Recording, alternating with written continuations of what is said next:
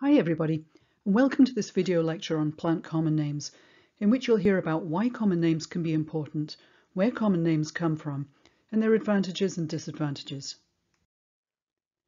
Hopefully you've already read in Canvas that the term common name refers to the name of any organism, plant or animal, in the language or dialect of a particular country or region.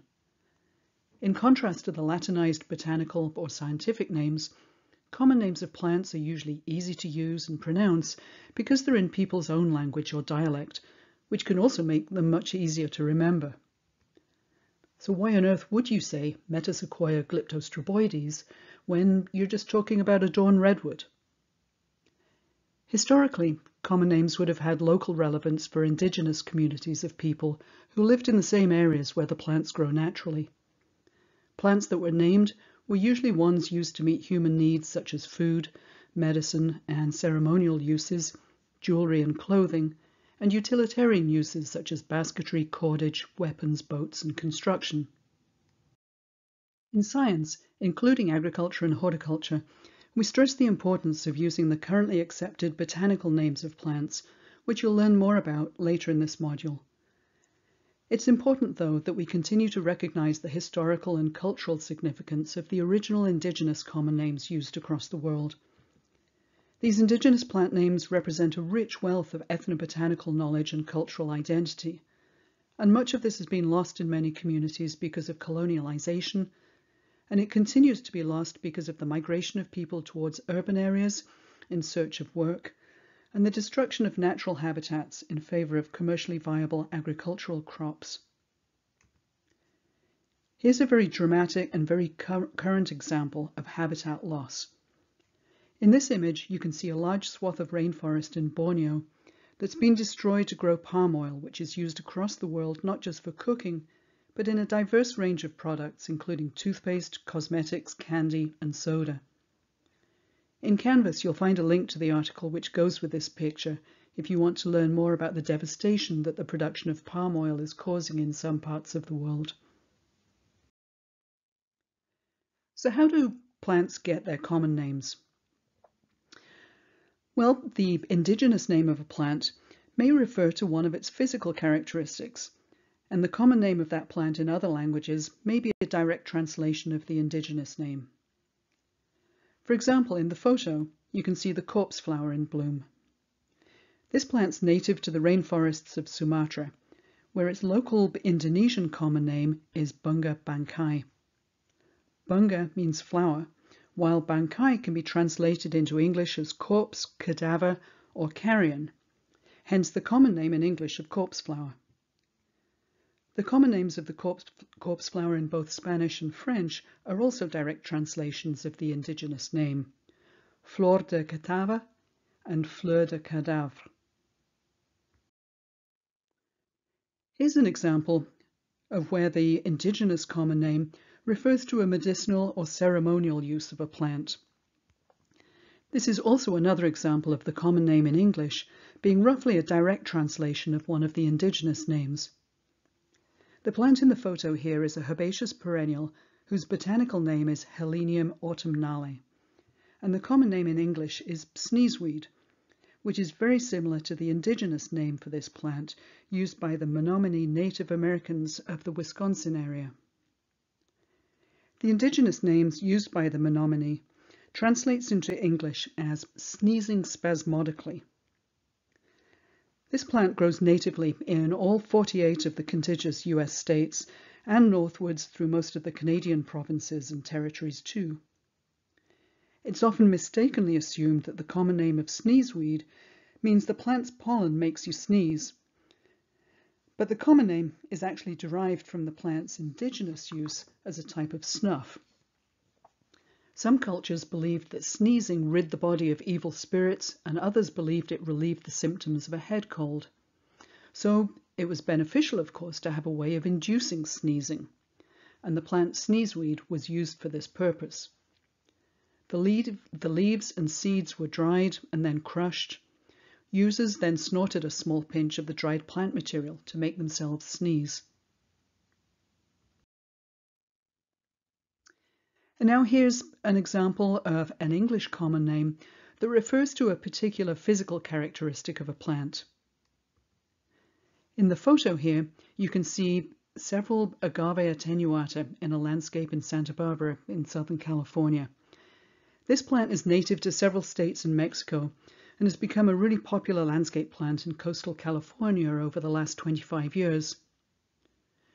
Two of the plants in this photo are in full bloom, and if you compare the shape of this agave's flower stems with this photo of a swan, you can see why one of the English common names of agave attenuata is the swan-neck agave.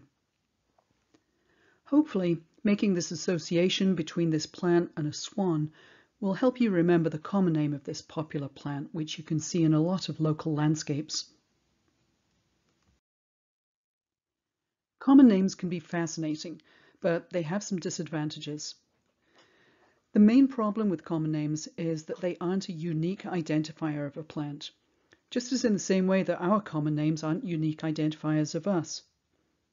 I may think I'm pretty special and unique, but if I Google Nicky Hughes, I find that there are quite a lot of Nicky Hugheses in the world, and so it is with plants and their common names. The same common name frequently refers to more than one plant, and here are some examples. Sneezeweed, which I mentioned earlier, can refer to about 40 different plant species in the genus Helenium. Tarweed, which is named for its sticky leaves, can refer to numerous plants in 7 different genera: Madia, Blepharizonia, Centromadia, Deanandra, Hemizonella, Hemizonia, and Holocapha. How confusing is that? On the right, you can see just a small selection of the 36 results which pop up when you enter tarweed as your search word in CalFlora, which is an online database of California native plants. And here's another example of common names not being a unique identifier of a plant: Black-eyed Susan. Here are photos of 3 plants, all called Black-eyed Susan. Clearly, these 3 plants are very different, even though they all have the same common name. 2 of these plants are closely related and are both in the genus Rudbeckia. But this plant, Thunbergia alata, is completely unrelated to Rudbeckia.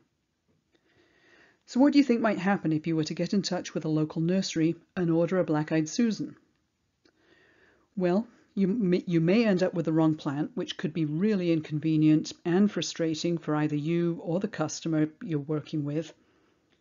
If you're lucky, you may get a message from the nursery asking you to clarify which Black-eyed Susan you want. This would be great customer service from the nursery, but it doesn't reflect very well on you if you're a horticultural professional and can't provide the right name for the plant that you want.